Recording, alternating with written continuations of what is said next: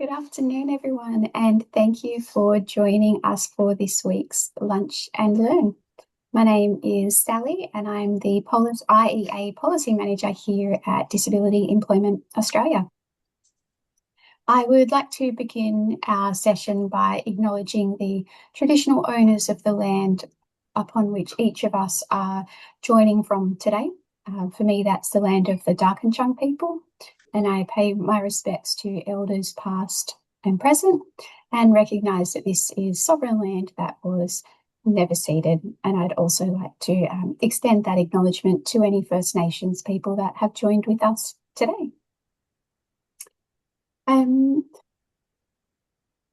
These Lunch and Learn sessions are delivered in partnership between the Centre for Inclusive Employment and Disability Employment Australia.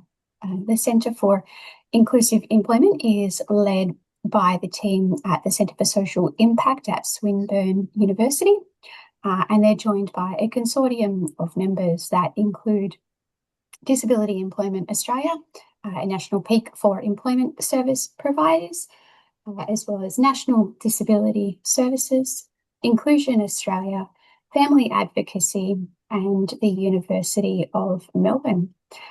Together, the Centre and its consortium members will work together to provide practical resources, tools, tips, and training to ensure the high quality delivery of the Inclusive Employment Australia program. Today's session is going to be recorded, and that recording will be made available after the conclusion of the session, along with the transcript and, wherever possible, copies of any presentations and resources that are shared today. You will also be able to ask questions throughout the session. You can do that by putting them into the Q&A session or posting them in the chat. And we'll go through those questions at the conclusion of the session. So I would now like to introduce you to our presenters for today. We are joined by Owen, who's a disability advocate, Liz, the project manager, and by Christina, all from Down Syndrome Australia.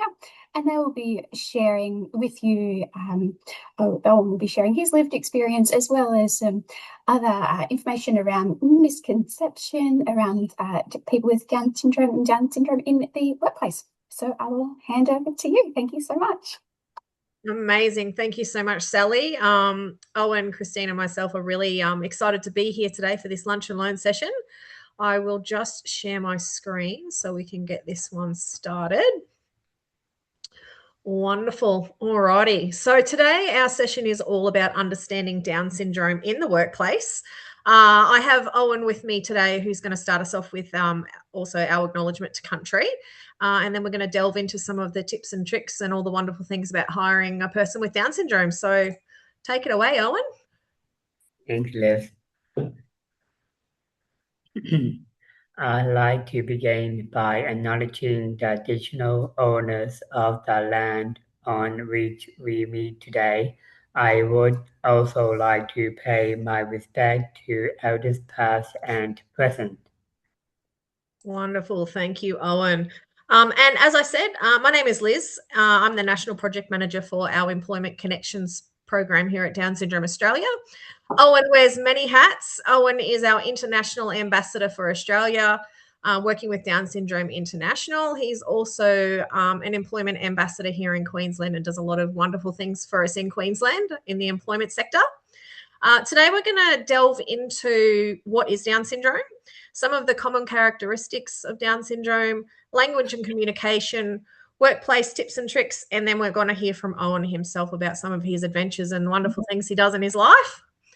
So, Owen, if you'd please like to introduce yourself to everybody here today, that would be amazing, mate.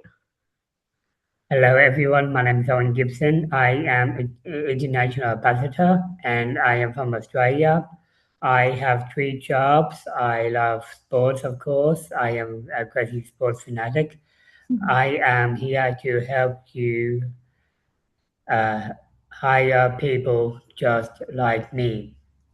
Awesome. Thank you, Owen. And I'm sure that everybody will be very appreciative of all of your knowledge and expertise. So we're now going to hear from Owen's boss. So Owen has been working at Coles for a very long time. How long, Owen? About 5 years, by the way, Sally. About 5 years. And Yeah. he is absolutely valued within his team. So we're going to hear a few little words from Darren. Employing Owen was such an awesome story. Owen turned up one day, asked to see me at the service desk. It started, I'll never forget it, with a high five as his introduction.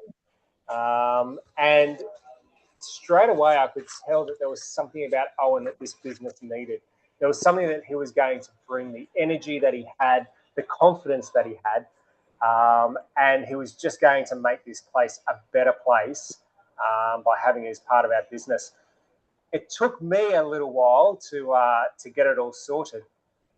And I'd have Owen turn up every week, same thing, high five, happy smile, ask how my weekend was. And nothing's really changed in that time since we put Owen on.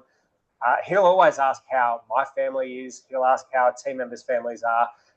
He always remembers. And that's something that we are so lucky to have in this store. Having Owen love and care for every one of our team members that work here. Yeah, so Owen is a very, very valued member of the team at Coles. And Coles works very closely with us at Down Syndrome Australia and Down Syndrome Queensland, transitioning Owen into different areas of the workplace. And Owen, you're now working independently in the fruit and vegetable section. Am I correct in thinking that? Yeah, you're right. Awesome, mate. So what is Down syndrome? Down syndrome is not an illness or a disease. It's a genetic condition that can affect how a person learns and develops. It can also affect some physical features and parts of a person's health. Every person with Down syndrome is different. So these things can be different for each person. Down syndrome is present in all racial groups, socioeconomic groups. It's across all countries. It's not specific to a certain age group of people or a certain geographical location of people. People with Down syndrome are born absolutely everywhere. And at the moment, there's roughly between 13,000 and 15,000 people in Australia living with Down syndrome. Owen is now going to speak a little bit about what he loves to claim. He's one of the homies with an extra chromie. So go for it, Owen. And I cannot stop from smiling also. Good. That Down syndrome is most common genetic cause of intellectual disability. It is caused when a person is born with an extra chromosome. There are I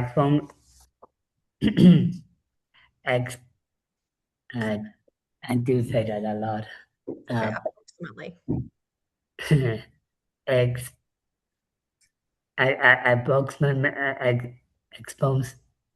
That's okay, mate. Approximately. Yeah, approximately 13,000 people in Australia who have Down syndrome. Very good. Alrighty. So our key message here is that Down syndrome, it is a genetic condition. There are 3 different types of Down syndrome. There is no scale for Down syndrome. You either have Down syndrome or you don't have Down syndrome. Every single person with Down syndrome is different. So people with Down syndrome can work, they live very full lives just like you and I. So there are a lot of misconceptions out there about people with Down syndrome, but you either have it or you don't. People with Down syndrome may also have areas of strengths and then other areas which they might need a little bit of extra support in, just like everybody else in the community.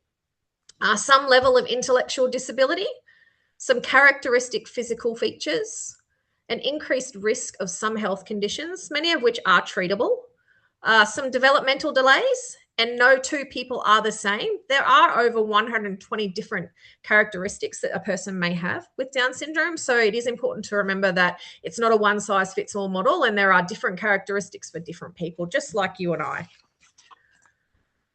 All right. And Owen, would you like to do the next slide for me? Thanks. It is common for a person with Down syndrome to have another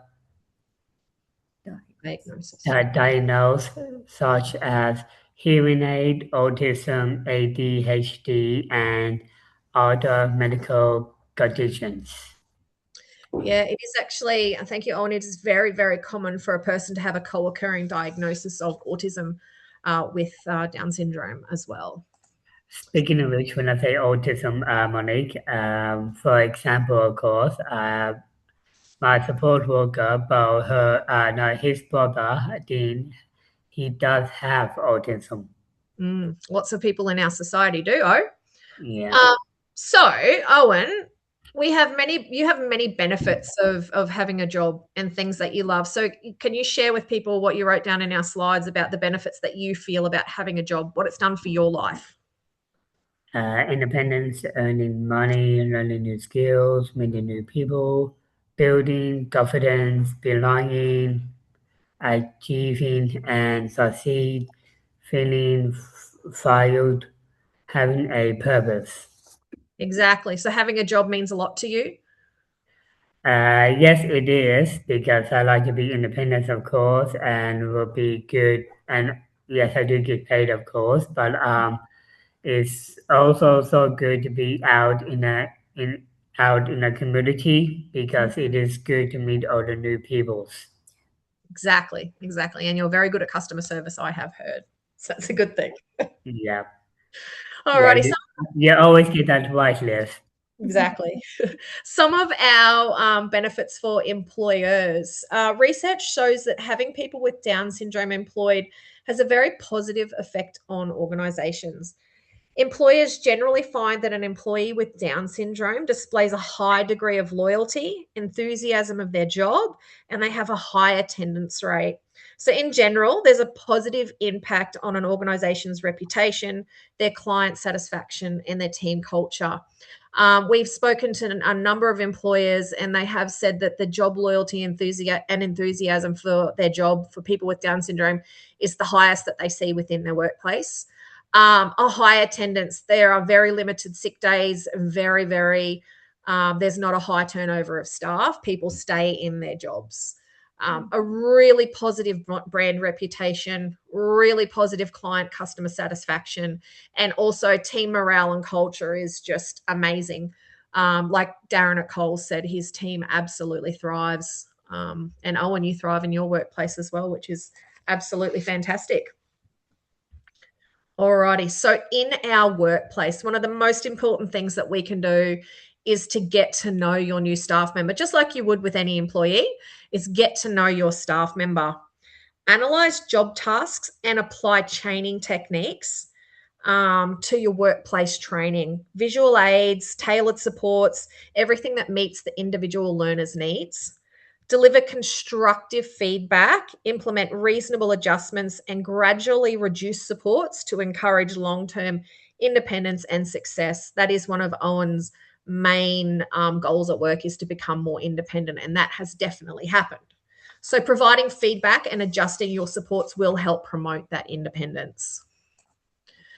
And as we said, gaining an understanding of your employee is with Down syndrome is crucial for supporting a productive working environment when you hire a person with Down syndrome. So in your workplace, it is essential that you determine areas where additional supports may be required. Identify the employee's current skills, knowledge, and their role understanding. Learn the most effective way for a person to absorb and retain that information.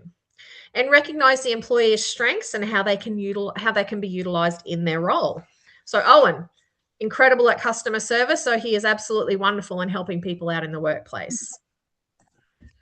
Yeah, people like me, of course. They like talking to me because I'm always so friendly to everyone else, and of course I love talking about my sports to them every time. Of course you do. Of course you do. Yeah. Alrighty, so we at DSA we have our Employment Connections program, and we do go out to workplaces and we do help with the training and the onboarding of new staff members. And it is very essential to utilize different kinds of strategies, so various strategies. Breaking tasks into smaller, manageable steps, known as task analysis, allows individuals to learn processes in a very logical order. Techniques like chaining, which I mentioned before, we do have some videos to show you on chaining, helps teach complex multitask steps by gradually introducing new steps and then reinforcing completed steps along the way. So you follow a chain. It is also essential in a workplace to add visual aids for a person throughout your workplace, adding prompts into people's work and then adjusting strategies to fit that individual. And as I said before, we do have a training course which will be released very soon. And it's one designed for onboarding people in the workplace who have Down syndrome. And we have filmed some strategies and techniques. And here's a little bit of a snippet of a couple of the videos.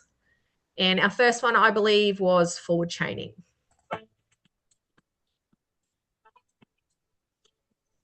Forward chaining is a practical way to teach skills at work. It starts at the beginning of tasks and builds step by step. Forward chaining means teaching the first step first. And once we have that step, you then add the next one and then the next one. Let's look at washing a cup. Our steps might be, we take the cup to the sink, we turn on the tap, we add soap, we wash the cup, we rinse the cup, and then place it back on the rack. With forward chaining, you start by teaching the first step. You support the rest of the steps. And then once that first step is confident, you add the second and then the third. Over time, more steps are added, and eventually the person completes the whole task from start to finish.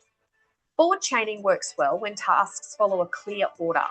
Each step builds on the last.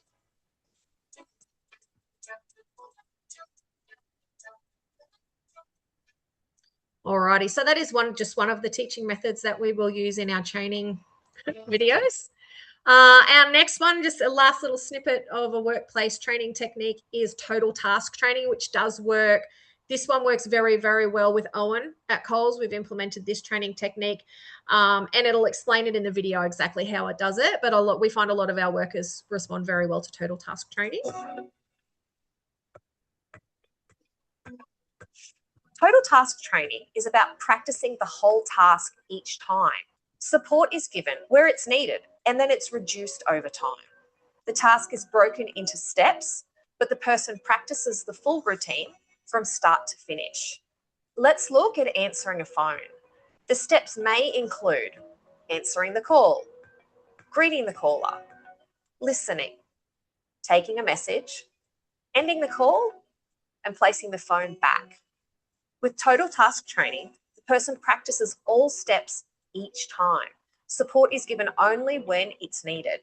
Over time, support is reduced, confidence and independence grow with practice. Total task training helps people understand how all the steps fit together. It is useful for tasks like answering the phone, making tea, or following workplace routines.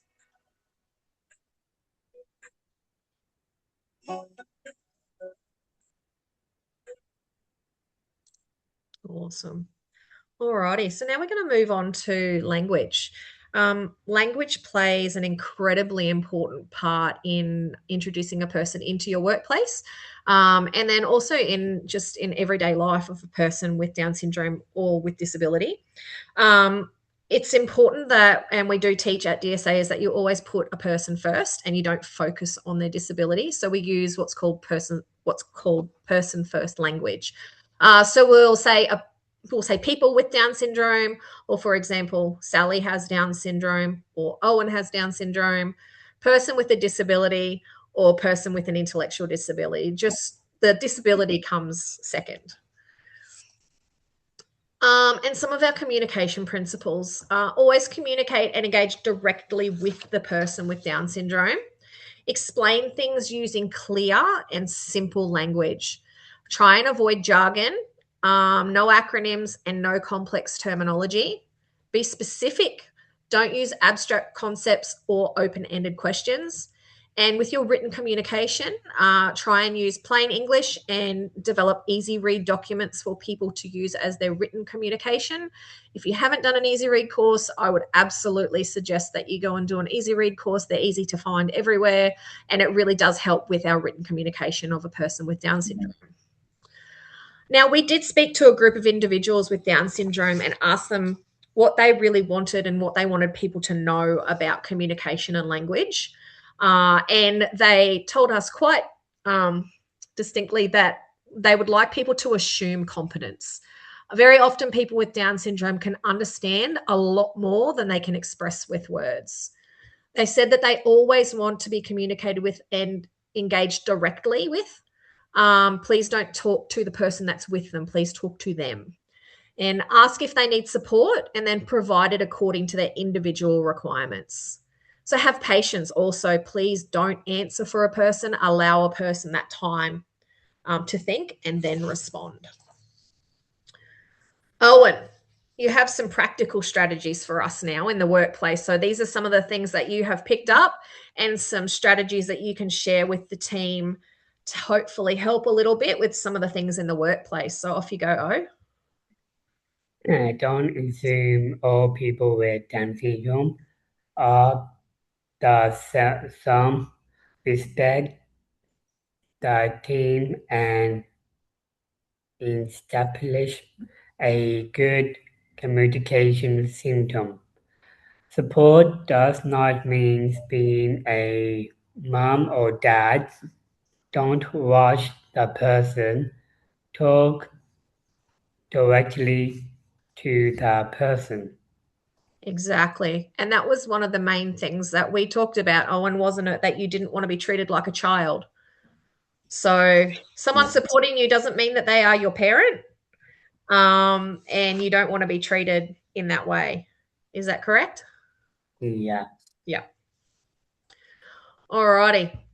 It is also some more practical strategies. Do not provide multiple talking points at once. Break the information down into smaller parts, which allows time to process the information. Background noise and lighting can be very distracting for people. One of the most important things that you can do is just to have patience and don't rush a person with Down syndrome. And if the person is feeling rushed or anxious, it can then impact their speech. So people with Down syndrome are known to have very, very good receptive language. And then if they're feeling very rushed, very anxious, then their expressive language really does, it does become a lot harder. So we have spoken to lots and lots of different employers, and another one of our wonderful staff members, Claire, who's on our board here at DSA, she works at the Royal Children's Hospital here in Queensland. And Claire is a very valued staff member. She has worked at the Queensland Hospital for, she's part of the furniture, a very, very, very long time. Her boss has worked very closely with us in implementing Claire into the workplace and then continuing very, very long-term employment. And his words for hiring people with Down syndrome are quite, they may seem really simple, but quite impactful. Look, anyone can do anything. And when you have the right people and the right support, that's really the key. And, you know, it's not just people for Claire. It's for everyone who has, you know, any issue coming into a workplace, whether it's mental health, intellectual, social, emotional, etc.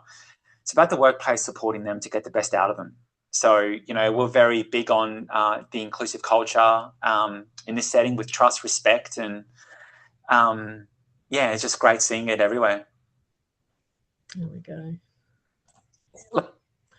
Alrighty, so we do have some resources available. If you head on over to downsyndrome.org.au, then you can follow the links. We have our Right to Work and Employment website there, where we have a lot of information on our Employment Connection service, which is placing people into open employment. We work with both of the employers and the employees, deliver workplace training to the employers. And like I said, we will have our course up online very, very, very soon. There's also some success stories. You'll see Owen on there, and a little bit more information about our ambassadors. So if you want any more resources, please just reach out. It has all of our information on the website, and then how to get in contact with myself or or one of our ambassadors, just like Owen. Okay, it's time for questions. Are you ready, Owen? Yeah, I am. Thank you, Liz. They may be football questions. We'll see what we get. Yeah. Do we have any questions, Christine? Yeah, I just need to get some words out of me. That's why. Well, thank you both for your presentation. It's been really, really informative. We do have some questions that have come through, and if anyone has any more questions, please feel free to pop them in the chat or in the Q&A function in Zoom. So, Owen, the first question is for you. What is one thing that Coles does to help you in your job? Everyone at Coles helped me a lot when I started my job, that now I have a schedule and I work independently in the food section. Thanks, Owen. That's great. Liz, this one's for you. Is there any help available if organisations are looking to help hire someone with Down syndrome? For sure. Yeah, definitely. So we have a lot of resources available, and our Employment Connections service is exactly that. So we work very hard with employers to make their organisations job ready. We'll help carve out jobs. We will help with education, information about Down syndrome, and we have a very person-centered focus. So we will understand a lot about the person they have hired, and then we will work with their families and then take that training to the workplace so that it can be very specific, setting people up for success, not just the person, but the employer as well. Wonderful. Thanks, Liz. And would you mind just explaining what job carving is for the people on this webinar that might not know? Yeah, for sure. So a lot of times we'll have jobs are advertised and they are what they are. But with job carving, we work out a person's strengths, and then we work out the things that people are very, very good at, the way that can then be incorporated into the organization, and then we will carve out a job. So really specifically, like we've done with Owen at Coles, is carving out that actual role and creating that role for him that will set him up for success. That's fabulous. Thanks, Liz. I'm just looking to see if we have any more questions from our audience. If anybody has any more questions, please feel free to pop those through for Liz and Owen. Owen, I might ask you a question myself. What's your favourite thing about working at Coles? Well, like I did mention before, I just like meeting all the new people. And actually, yeah, some old people are still working there, but we have some new workers to come in to work with us too. But yeah, so I do have like two support workers, like Monique and Bo, of course. But for that company, Monique has like unique. So then those ladies also work with her too, like Shelly and Allison. Yes, they have been working and helped me, but I also helped them to do all the new stuff what I have been doing for years ago. Yeah. Thanks, Owen. That's a great answer. It's great to hear what you love about working at Coles, and that's given everyone a little bit more time to think about some questions. So I do have some more coming through. Liz, do you have any tips on how to advertise jobs so that they could be more inclusive to encourage people with Down syndrome to apply? Definitely, yes. So I like to think outside the box a little bit. So I like to make the jobs, I'll answer this in two parts. So I like to make the job advertisements as accessible as I can. So I will seek out organisations who can help me then promote the jobs. So that's reaching out to the states and territories of Down Syndrome Australia and helping them promote the actual job. But I also like to make the job ads accessible so the person with Down syndrome can actually read it and understand it or hear it. So making it an easy read, making it in plain English, and then also having a version where you can click and hear an audio description of what the job is as well. So it's utilizing not just your Seek platforms. They're not incredibly accessible for a person to read the job ad. So it's reaching out to networks as well to get your right target audience. Thanks, Liz. That's really helpful.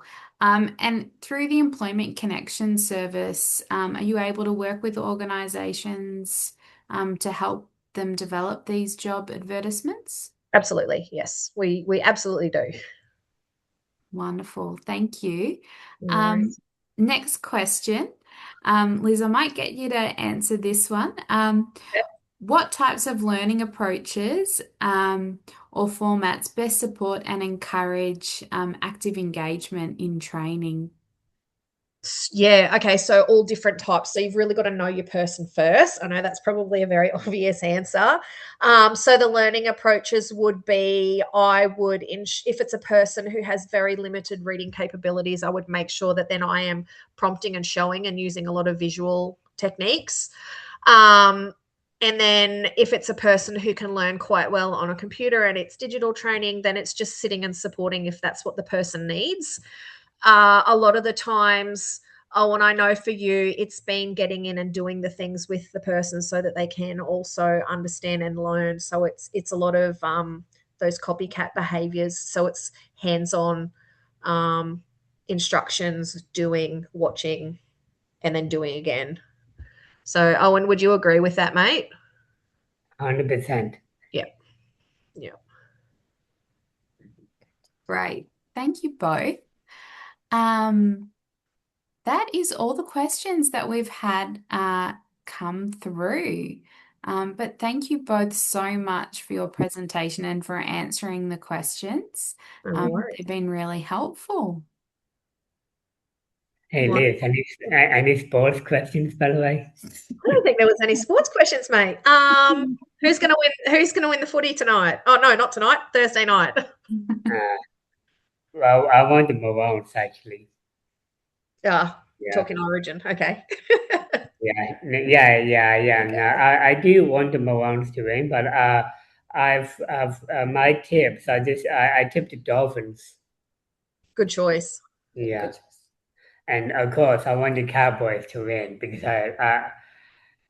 reason why I took the Cowboys and want them to win because I was born in Townsville. That's why. Exactly. Yeah. I'm always loyal to my own team. Yes, you are. Thanks, buddy. Thanks, Owen, for answering that really important question. I'll hand back over to Sally.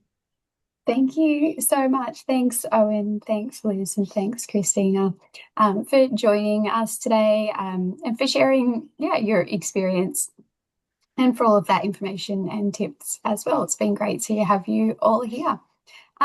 Thank you also to Liv, who's been keeping everything going in the background, and to all of you for joining us today. If you have any questions after the session, please feel free to reach out, and the recording and all of the associated documents will be made available after today.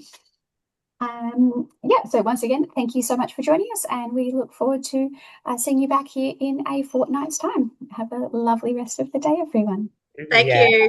Thank you to have me to be on, but I was about to say I just came back from Melbourne, by the way, because I was working with AO, Australia Open Tennis. Sure were. You're a man that gets around. All right, we'll let you get back to class, mate. Oh, yeah, well, I've got to have lunch first. But yeah. All right, go have lunch. All right, see you, buddy. Yeah. Bye, guys. Bye. Thanks, everyone. Thank you.